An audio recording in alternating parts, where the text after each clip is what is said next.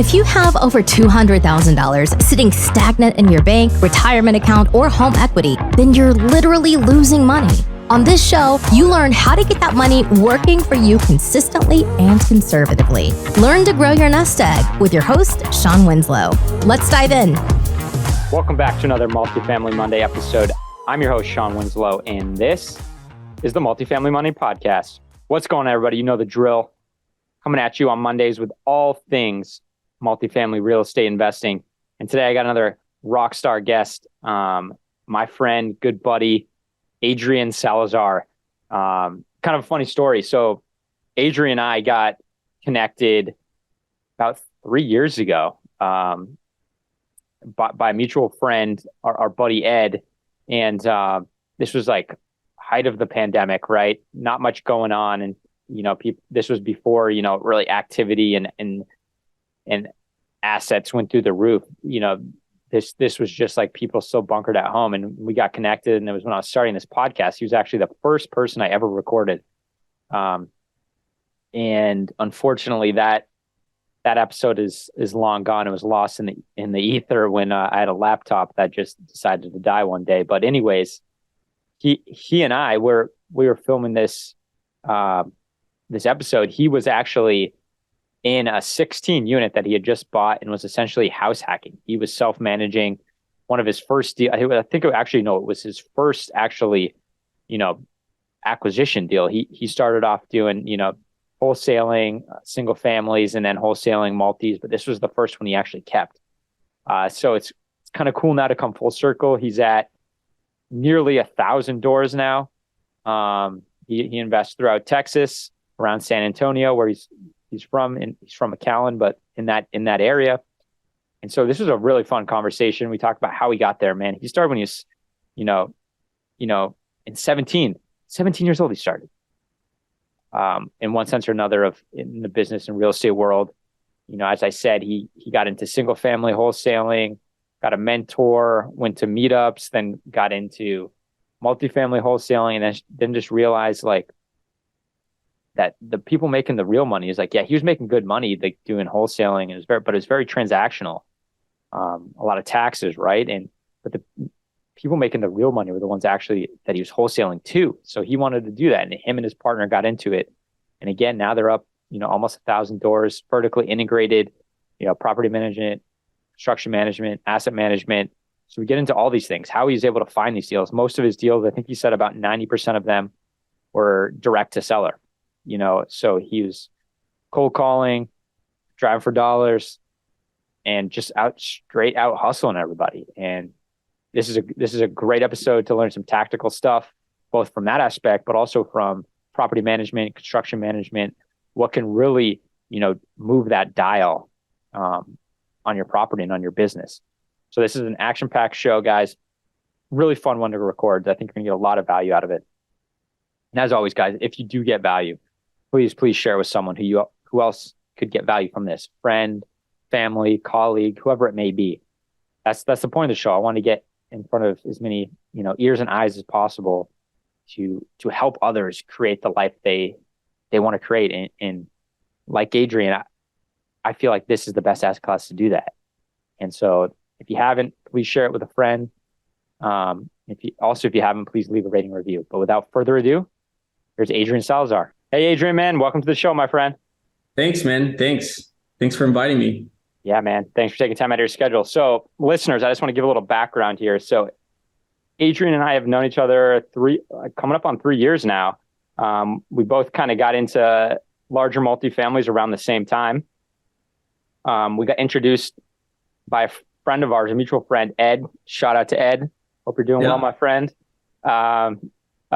And yeah, he was actually, I was telling him this, he was the first person I hit record on podcasts. And unfortunately, it got lost in the ether when I had a laptop that died. So now we're back here.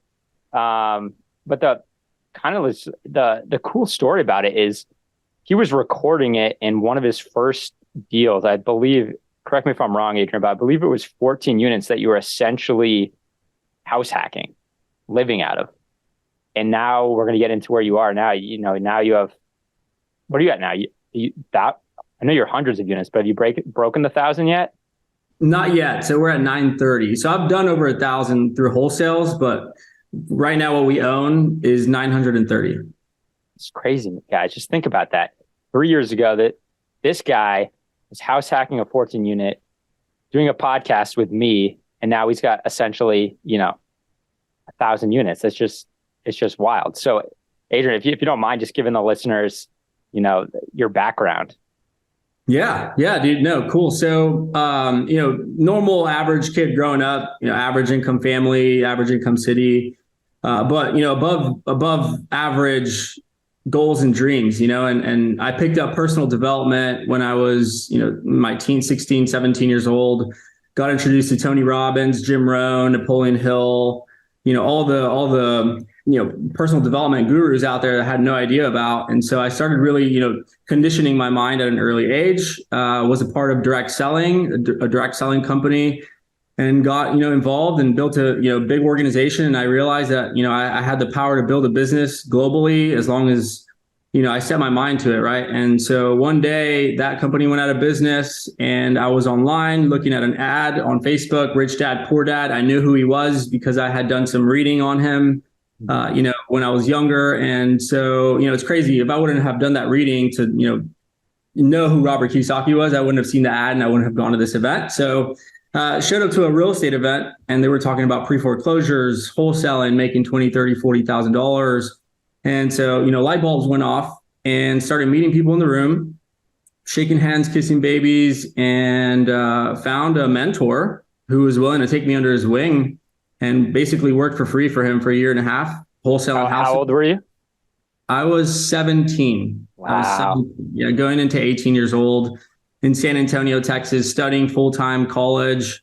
And I started going to RIAs. I was part of a fraternity that I had to, kind of cool down. If not, I couldn't do both. I couldn't be a part of the fraternity full-time and, still do real estate because it just is contradicting, in college. So yeah. Chose the path of, freedom and wealth and legacy and making money, and got really involved in the RIAs. I was the first one to, first one there, last one to leave, went to all the volunteering events and realized something common across everyone in the rooms is that no one really knew how to find deals, and no one really, went out there and did aggressive stuff to go and find these motivated sellers. So I had no money, no credit, no experience, but I had a mentor who told me if I learned how to find deals off market, direct to seller, that I could, that's how I could start. And so, I went home, did some homework, took massive action, generated a bunch of leads. They saw value in me, took me under their company, and I was working with them for about 4 years, finding off market single family houses. We did about 90 in 4.5 years and, got really good at it, built a business. But I hit a peak, man. I hit a peak and, I was making money, single family, wholesaling, but it wasn't very scalable. I wanted wealth. I wanted residual income. I wanted passive income. I wanted to build, my portfolio, my net worth. And, I didn't really know about multifamily at the time, but my business partner, he, engineer mentality. I brought him into single family. We did a couple of wholesale deals together, and he has an engineer mentality. So he's very analytical and decided, hey, how many houses am I going to have to do in order to, reach true financial freedom? And that's when he kind of started searching, found multifamily podcasts, started listening, sent some mailers, did a 24 unit off market and made, over $300,000. And so that check really just kind of made me go all into multifamily. I ditched single and went all in. And about 5 years ago, we bought our first deal, 16 units, moved in, house hacked. Not 5 years ago, it was a couple of years ago, but 5 years ago is when I got introduced to multifamily. And moved into the, unit and, did management, did leasing, did, maintenance, and started learning the business. And started, calling more leads, got a 32 unit off market, bought it, got a 10 unit off market, bought it, 88, 28, 42, 43, 200s, 300s. And now we have, 1,000 units. In the last 4 years, we've been grinding. And we are vertically integrated, and we do everything in house. So it's been a journey. What a journey, man! It's an impressive journey. So I remember when we were talking, like we both were just getting into it at that time when we first started talking, and now to see where you've gone, and and it is a journey. It's a fun one too. And it's just, Sure. it's really cool to see. So how are you finding these sellers to call? What's breakdown like from a tactic perspective? Like, how you doing that? You getting lists, skip tracing and then cold calling, mailers? How you doing it? Yeah. So basically, what I did was pull a market that I wanted to, look at and buy at. So, pick 3 or 4. I picked a couple that I knew, pulled a list through a bunch of list sources and crossed them all and made one, because some list sources don't pull some. So I pulled it from, 5 or 10 different list sources, made a master list in 4 markets, and started, getting phone numbers, emails, mailing addresses, started writing postcards, started, texting them, started, voicemail dropping, cold calling, I did everything, man. And people were responding. And so that's kind of when I said, there's something here.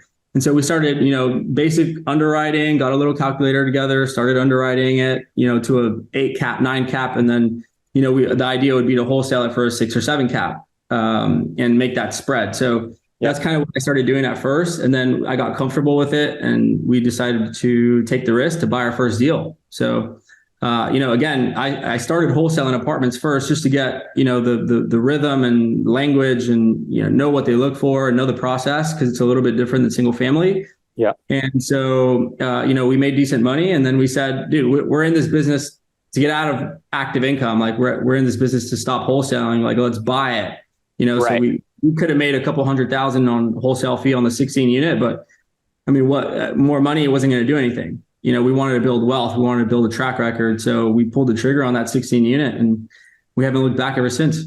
Love it, man. Yeah. Moved from that transactional business where very, very tax heavy to, business now where you're, like you said, generational wealth. Yeah. So how many wholesale deals did you guys do before you decided that you need to start holding these things? We did 5. 5. Okay. Yeah. We did an 8 unit first. We did a 14 unit in Kingsville, 8 unit in McAllen, a 32 unit in Converse, a 24 unit in San Antonio, and a 12 unit in San Benito. And then, we had some capital. And so we went out looking for our next deal. We attended some events and felt comfortable. And yeah, we spoke with a few lenders and they were willing to do it. So let's go, right? That's deal number 1. Yeah, man. So walk us through that mindset. Like, what were you guys thinking? Like, you could, like you said, you could just wholesale it and make a couple, 100. And then also, like, was it just natural for you guys to keep everything in-house and self-manage? No. So actually, I'll answer, first question. So the mindset, right? Going into being comfortable into the 16 unit, we were attending a lot of meetups, multifamily meetups. We had decided, I think that's the key word here, is we decided that we were going to be multifamily investors and buy multifamily apartments. And so we made that decision and we held each other accountable to it. And so we started attending events and we started attending, masterminds and networking events and meetups. And, I started putting myself in those rooms. So when I started seeing other people in these rooms having success, co-GPing, lead sponsoring, my confidence levels went up. And, that's kind of when I started seeing why am I going to keep wholesaling? It's not like I want to buy them. And they would ask me too, how many units do you own? How many? And I would none, right? I didn't own any. So it sucked. So, I kind of just, wanted to make that decision and make that change in my life to start owning these things. And we really didn't know how we were going to raise the money. We didn't know, how it was all going to turn out. My business partner didn't even get to walk it and see it. I was the only one, and we just trusted each other and went under contract. I think it was $100 of earnest money. So there was really no risk.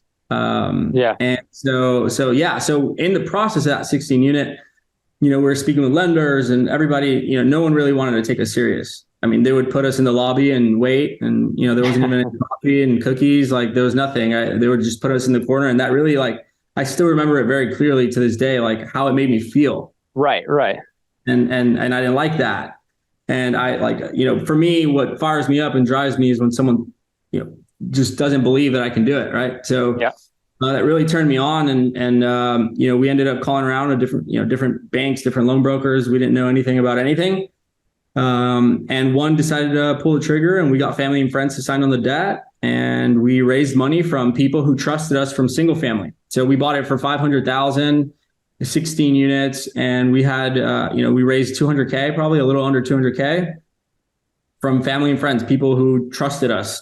We had no experience. Right. So it was very tough. It's probably one of the hardest raises. Now we're raising millions of dollars, but the first ones are always the toughest.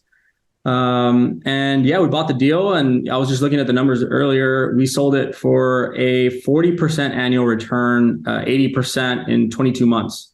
Wow. So it was pretty cool. It was a nice first deal. But I was in there, and during the process, the lenders were asking us for third-party managers.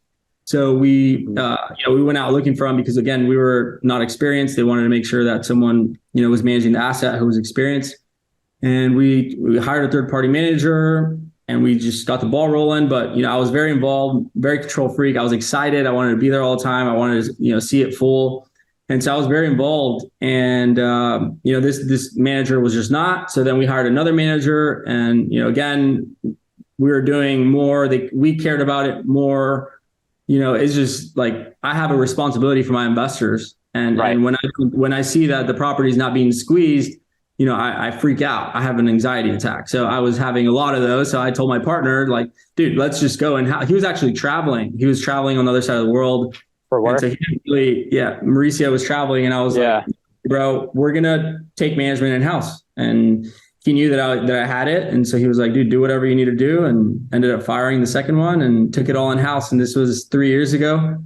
And I was the regional, I was the property manager, I was the leasing agent. I was the asset manager, along with my partner, of course, but I was here boots on the ground.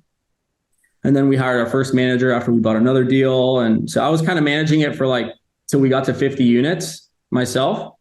So, it's cool because, I always recommend go in there, go walk the deal, go speak with the contractors, go speak with the vendors, see what's going on. That's how you're going to learn.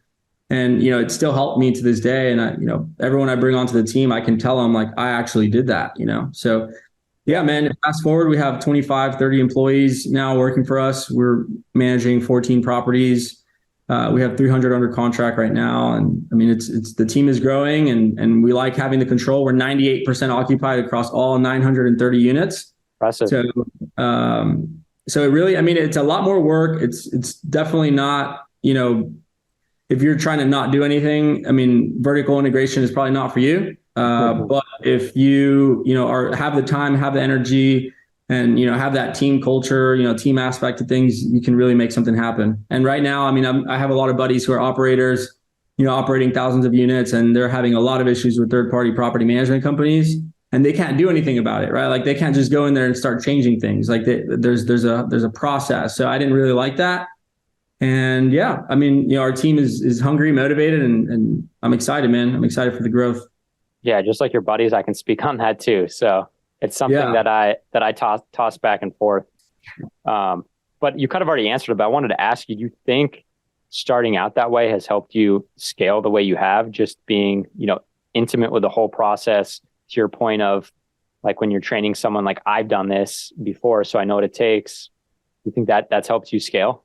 100%. Yeah. Especially even when we're underwriting, right? Because if you're underwriting a deal and you don't really know what you can do with it, it's a lot easier and more comfortable when we're, seeing how much we can push rents, or seeing where we can cut costs, or, staffing, right? Payroll line items, we're insurance, all that stuff. We know, right? We've done it. We've been there, so we can adjust accordingly. Being aggressive, boots on the ground has taught me a lot. I think, you can only learn so much from books, from podcasts, from videos, from, blogs. You can only learn so much. You got to go out there, take action, get involved, because, we're in the renovation business, right? The reposition of these assets. And if you don't know what you're talking about, some of these vendors and contractors will, eat you up. So you have to know what you're talking about. Eat you up with money and time. They'll say they'll get out there, and then they don't get out there for 2 or 3 weeks.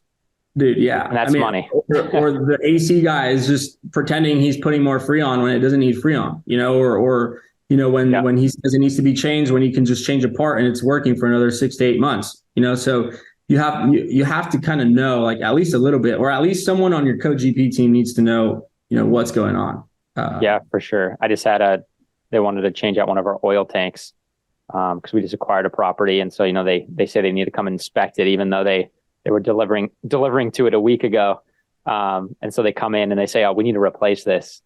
And it's like, do you really? You just were delivering last week. And like, yeah, but we can't deliver oil again until it's replaced. So yeah, you got to know, right? You got to know these things. That comes through either personal experience or, like you said, co-GP experience. Right. But to talk renovations, man, I feel like not having that vertically integrated can be one of the bigger detriments, just because the biggest, in my opinion, one of the biggest costs is turnover, and that can lead to, vacancy if you're just not flipping things fast. So if you can talk on that, how you guys kind of control that process, because to me, that can make or break you. If you are like what we do, you and we're turning properties, renovations, right? Value add, as people call it. And that, that requires a plan that needs to be executed. So if you could just touch on how you guys kind of control that process. Yeah. So in the beginning, we put a business plan together. For example, we bought 280 units a year ago, deep value add, CapEx deployment was 1.3 million. And I mean, we had to make that work. We needed more money than that, but we had to make that work for the deal. Yeah. So, when you don't have an overflow of cash, you have to be even more like specific as to how you want to deploy that money. So what we did was, we put how many units we want to remodel. I built, scopes of work for every single unit that we're going to remodel. We chose some of the worst ones. That way, we take care of the worst ones first. And then, put in there each line item of, materials, how much it's going to cost, how much it's going to cost for labor, flooring, appliances. And so we had before we even started, this is all before we even started, we had an idea more or less how it was going to play out. Of course, it goes in different angles and directions, but we had a plan in the beginning. Right. And so I definitely recommend that we had our list of vendors. Don't just rely on one guy, or don't just rely on your uncle's friend that you guys have been friends with forever, or your cousin who owns a construction company. Like, you're in the business to get the best price with, the most quality work for the asset for your investors. Yeah. So sometimes when you're bringing your cousin or your friend, who owns a construction company, you're not doing anyone a favor but him. So you have to kind of, get a few vendors, a few plumbers, a few electricians, a few, skilled laborers. So, I mean, we sub it out. So me and my partner have construction experience, a lot of it. So we kind of know how to sub things out. We don't need a GC. So we have a lot of control, but we also have a lot of feedback from our leasing agents and from our managers, and telling us, hey, the gray schemes are selling, or hey, can we remodel the 3-bedroom instead of the 2-bedroom, because I already have a line of 4 people waiting that are willing to pay X. So like we hear our managers, we hear our leasing agents, and that's kind of how we go about it. But we were remodeling 10, 15 units a month. Yeah. On this property. So, we had to be involved and, choose the right fixtures, get creative, accent walls, modernizing things, recessed lighting, daylight, the 5,000K, really help sell units. And, really just staying on top of it, and not paying the contractor until he's done. Because, we did have some people, run off the job site, and, we had to figure it out. So, you just have to, be very involved, build the scopes of work, and also train your manager, right? If you're doing third party, they don't know, like they don't know how you want to execute. Maybe they, just want to replace the appliances because they want black instead of white, but it'll rent at white with white appliances, maybe at like $50 less in rent, but it'll still rent with white appliances compared to us needing to spend $1,000 on black ones just because you want. So you have to let them know kind of what your expectations are. And also my managers sometimes come to me and say like, hey, Adrian, you wanted to do a new ceiling fan. You wanted to do, the refinish on the tub and the refinish on the countertop. But I was able to get away with not refinishing the countertop and not putting the fan, but I put, this light fixture here in the dining room that I knew was going to sell, and I still got the same rent. Like that's what you want. What you want from your managers. Like you want them to know what you want to think like you, like a business owner. Like correct. Yeah. Yeah, and I think that's true. It takes training, and you're most likely not going to get that from third party because, that's not how they train them. They train them, third party's a business. They just want to fee you to death. And that's obviously not advantageous to your NOI. Yeah. No, but I like that mentality of training them like that. And it's not just renovating and turning units just for the sake of it, but it's for what's best for what the market's asking for and what's best for the property. I like that mentality. I feel like a lot of people don't look at it that way. It's just, hey, we have 3 million in CapEx. Let's go spend it. Right. And that's like, I like to look at ROI. Like, okay, if I put X dollar into this unit and I can get X dollar increase per month, well, what's that return? Is it I hope it's above 20%. And to your point, if they could just change a light instead of resurface countertops and bathrooms, it's going to be way above 20% return for that same increase. That's very smart. And like for like signage and landscaping and, exterior paint, you have budgets, right? So for exterior paint, let's say 100K, but you can get it done for 80, then that 20 goes back to the unit interiors. If you can get the landscaping done for, multiple $1,000s less, move it into unit interiors where it's going to pay, right? I mean, the unit interior, the rents is the highest, form of ROI you're going to get, right? I mean, of course you want to focus on curb appeal and structure and just, the bones, but if you don't need to do certain things, and still get the same value, move that money over to unit interiors and keep going, keep remodeling, keep going. So that's kind of, we do adjust and we work very closely with our lenders, asset management team, construction team to get on calls every month and do the draws and, let them know how we're reallocating numbers or we need more, more money for this. So it's a very involving process, but, I can sleep at night knowing that I know where the money's going. I know what I'm doing and not relying on someone else. Yeah, for sure. And you kind of touched on this, and I think I already know your answer just because I've seen some of your properties. But to your point, the biggest ROI comes from the units themselves, renovating those. But what is your thoughts on exteriors in common areas? Like I know there's some investors that if they don't have to, they won't touch that and just put all money into units themselves.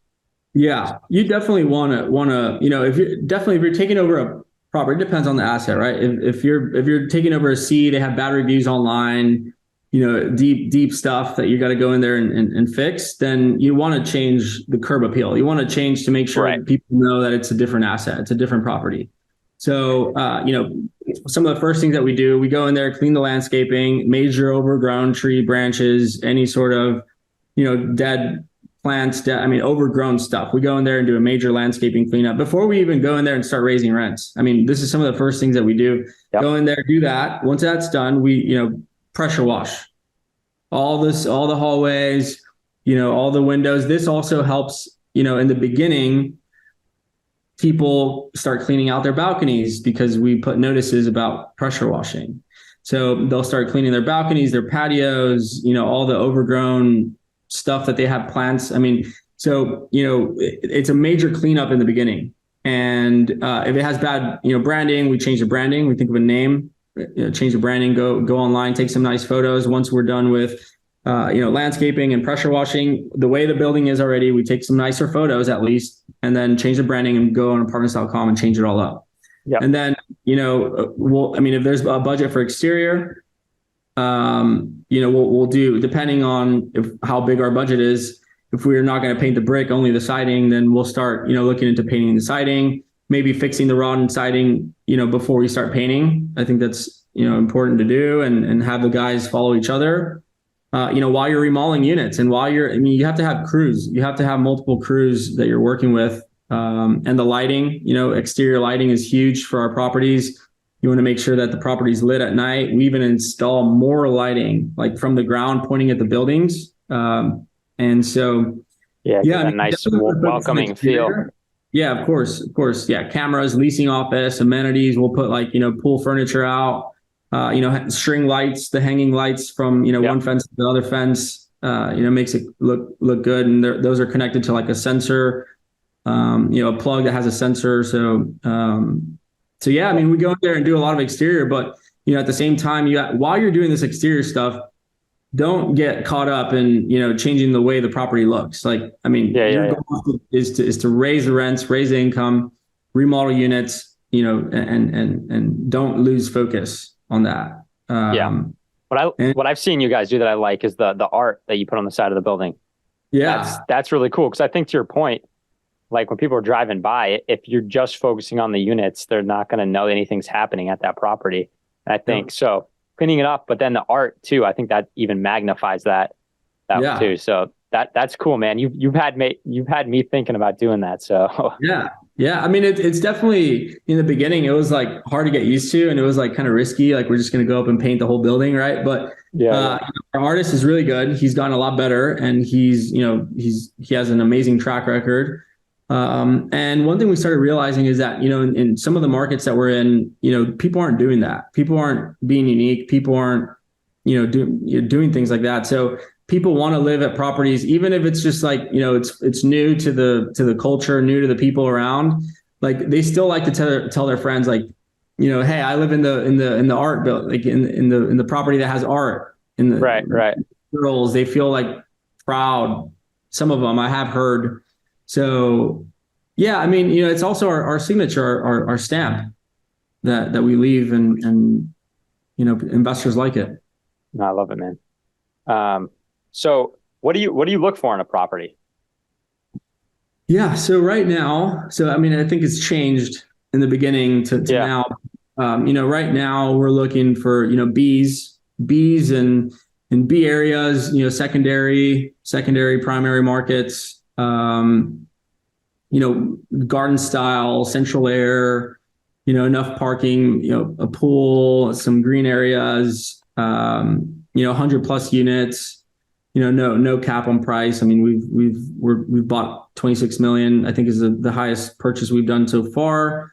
And yeah, with value add, right? I mean, we're buying this 200 unit, similar to what I just said right now in San Antonio, but it's 100% occupied and the rents are low. So, we do look for, opportunities where we can go in and increase, the value and increase the operations and refine everything. And, through our leasing strategies and branding, I mean, we have success with it. So we do look at value add deals still. No class A appreciation plays, no more, C class deep value add. I definitely want to graduate from that. Yeah. I mean, my DNA age is probably not where my true age is. So, those C's are to blame for it, but, or also, something we're looking at too, and we've done before is like, a 42 unit with one investor, and we own it, majority, and the investor owns a majority, but we've structured it too before where like, we can start paying down the investor to eventually go,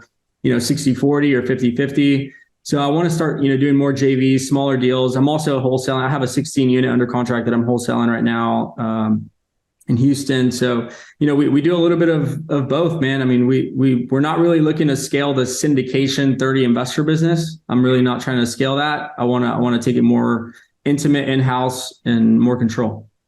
Yeah. And I think to do that, I think you're set up perfectly for that. I think to do that, you need to be, vertically integrated. It just makes sense, because you got to scale like that with just you need to keep everything in-house, right? And not be paying, everyone, so, man, I believe in you. I think that'll probably happen quicker than you think. So yeah, thanks, man. Yeah, man.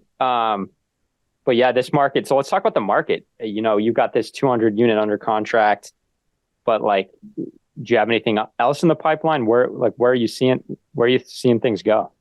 Yeah, so we definitely have a lot of leads. I mean, the leads is not a problem. It's really just, choosing what we want to take down. And so we've, definitely different times in the market, different times in private investors, life. So it's a lot more challenging to raise money than it was a year or 2 years ago. I'll just be clear with that. I mean, so don't expect the same people that were willing to invest in your deal a year ago to invest again or today, because it's just different. There's a lot of fear in the market. Interest rates have risen tremendously. And, there's some international wars going on. Yeah. You don't even know. Banks collapsing. I mean, yeah. And what's happening too is that the sellers aren't coming to realization that their values are getting compressed every single day. And so there's a weird, balance between what sellers think their property's worth and what it's truly worth. And also, the uncertainty, the exit, because your deals rely a lot on your exit, right? The numbers. Mm-hmm. So how is it going to look in 5 years? So there's some people who just don't know. So you just have to have confidence still and know your product, know what what you're offering. But yeah, so we have 300 units under contract right now. We've had to, raise 12 million bucks, and it's a tremendous challenge. And we've had to exercise extensions. So right now, you guys make sure you want to start building extensions in your PSAs, because for sure you're going to need them. And so we're having, just some challenges raising money, but we're going to get it done. And we're just making sure we're picking, good assets. Yeah, man. What about on the debt side? How are you seeing things from a lender perspective? Has that tightened up as well? So it definitely has gone up. I mean, we bought a deal a year and a half ago at a 4.3, I think 4.4 Fannie. And now we are locked. We're rate locked on 5.3s. So, I mean, it went up, but we locked it, a few months ago. And I'm hearing people still lock Fannies, IO 30-year AMs for 5.4 or 5.5. So, I mean, that's kind of what you're going to be seeing for stabilized assets. Now those bridge loans, that's kind of where we have a couple of those floating rates. It's not, the funnest thing, but you just got to make sure you're picking the right debt and know when you're going to exit, what's your structure, what's your strategy, and get multiple options. Use a loan broker to get multiple options. That way you have everything on the table.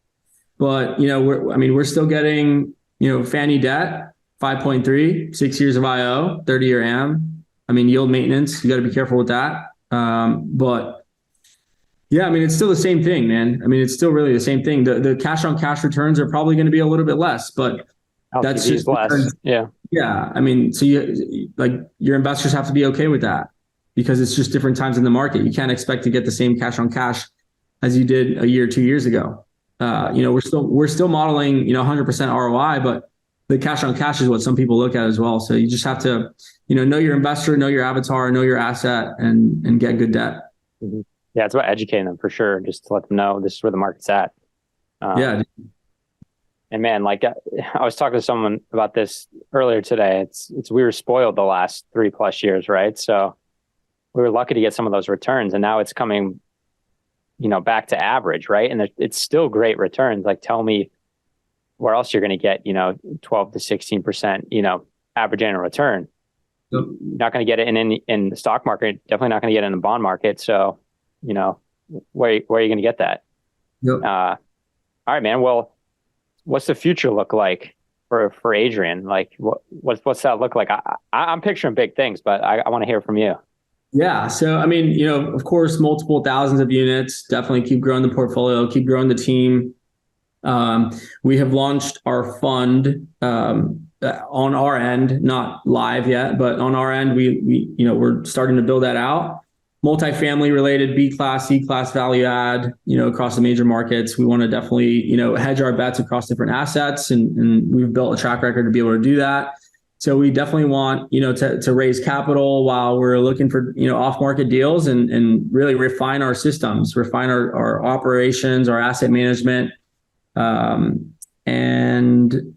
I mean, travel, continue to travel. That's one of my hobbies, and scuba dive and all the major exotic parts of the world, and give back, man, give back. I mean, I definitely, get excited to give back to other people, help other people in real estate, just, give them advice, give them tips, and give back to the less fortunate as well. That's definitely, on my bucket list, and, continue to grow the brand, man, and grow the team.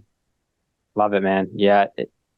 I love having a purpose that's bigger than yourself. Right. And I think that's how you really grow. When you're more thinking outward, and I know I can tell that's who you are. And it's cool to watch, man. Thanks. Yeah. Dude, this has been fun, but I usually end it with 4 questions, which I'll get into. But before that, how can people get a hold of you? Yeah, so I'm I guess the most active on Instagram. You guys, reach out, and there's a link there on my bio. You can see more about me and reach out to me, schedule a call. And I mean, really, that's it. That's how you can find me on Instagram, Facebook. I'm starting to get a little bit more active on LinkedIn, but yeah, online, social, and reach out. Love to help. Love it. How old are you? 27.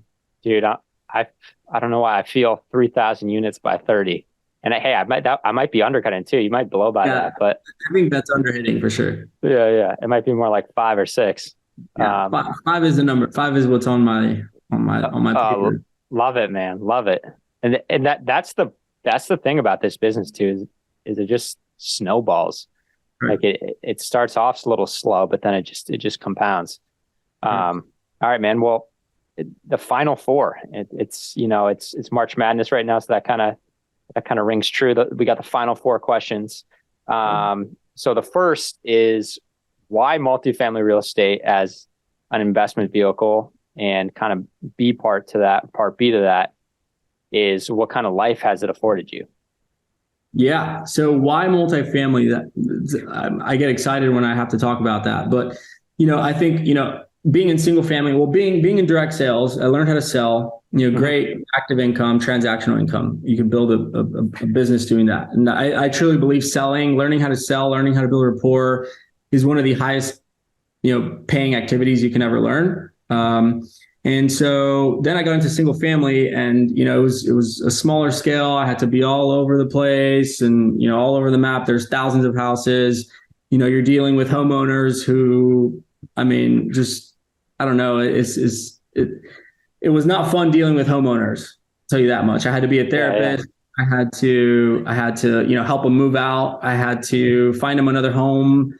I had to, do a lot of stuff. And I didn't like it, man. It wasn't scalable. And then when I got into multifamily, I started realizing the sellers were sophisticated investors. Like, they were like, millionaires, and they spoke the language and they spoke numbers, and, they were more open to selling. Sell at the right price, right? How can we make the numbers work?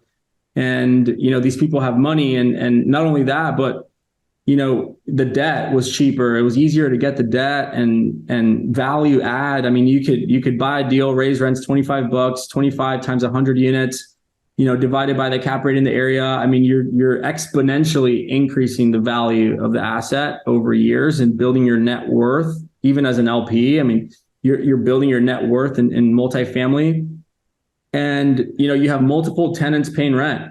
And, not only that, but during the one of the worst crises is COVID, we collected 98% of the rents were 98% full, and the government was sending people checks to pay the rent. So it's recession proof. I mean, it's a hedge against inflation. It's a hedge against risk in the market, because people will always need a place to live.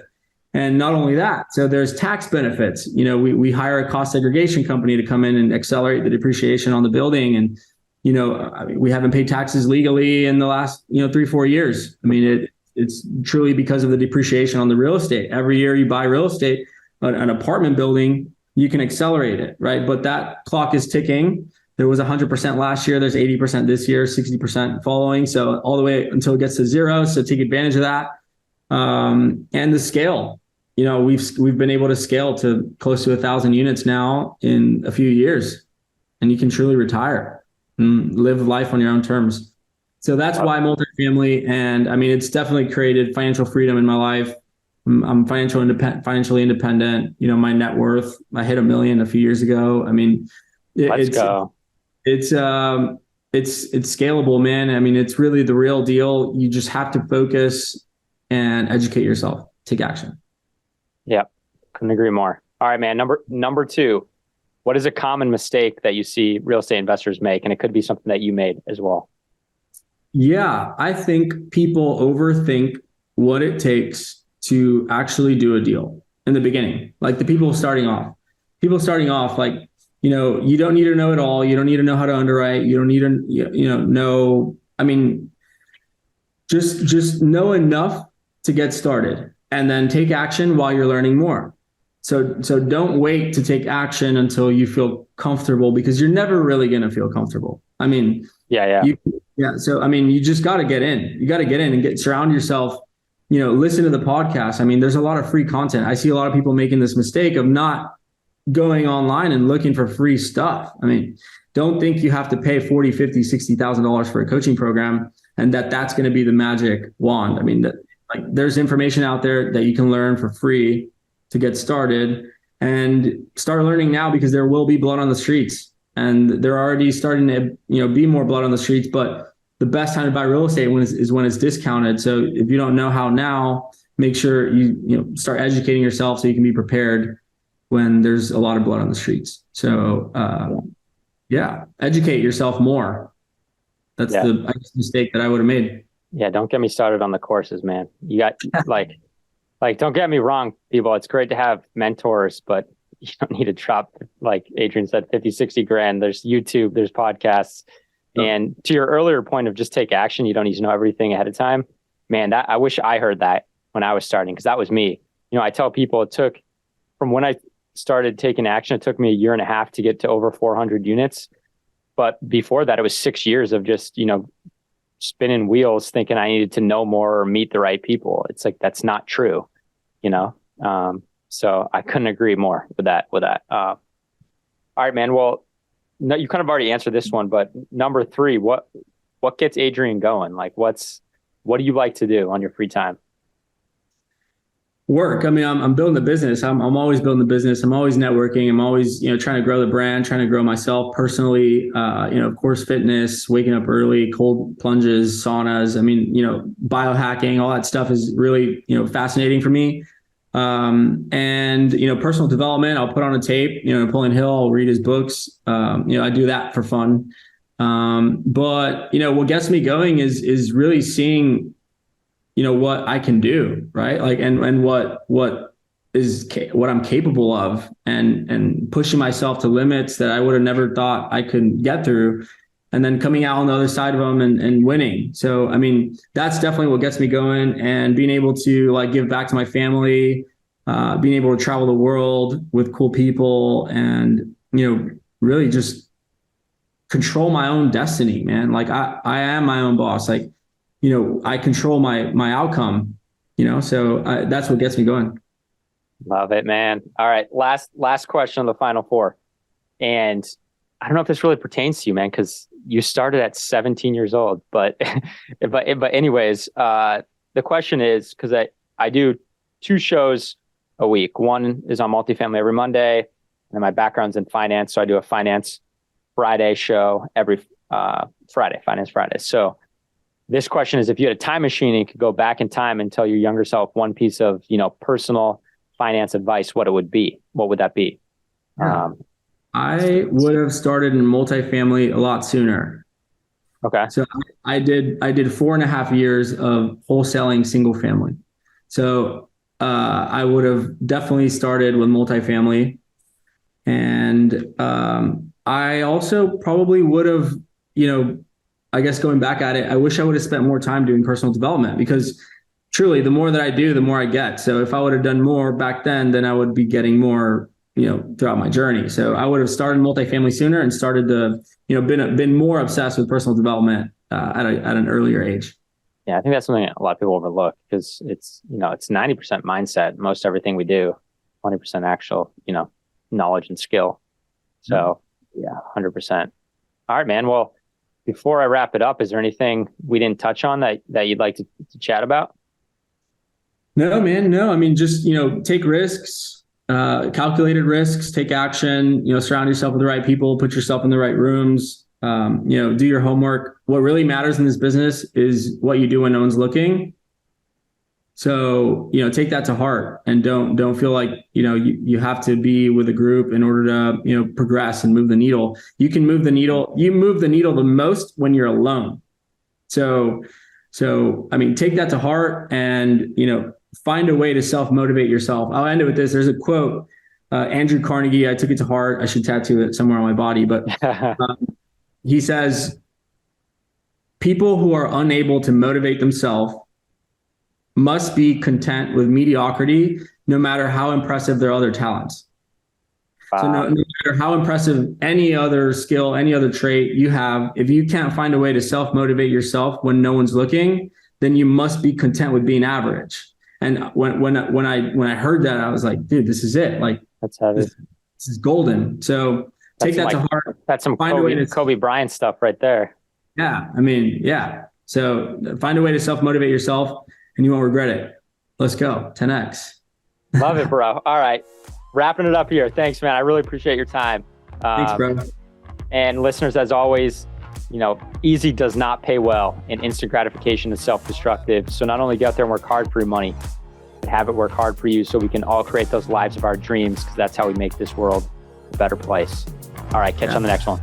Hey, this is Shawn Winslow. After being in the financial service industry for years and having candid conversations with good people just like you, I realized that so many of us are wanting an investment strategy that provides solid returns and consistent income without the bumps in the road. There's little known secret that your financial advisor doesn't want you to know. There is investment out there that is less volatile and the returns are stronger. Get more details by going to greenbriercg.com and clicking on the free e-report. And by the way, if this show has provided you any value, then feel free to leave an honest written review and of course share it with a friend who needs it. See you next week for another great show.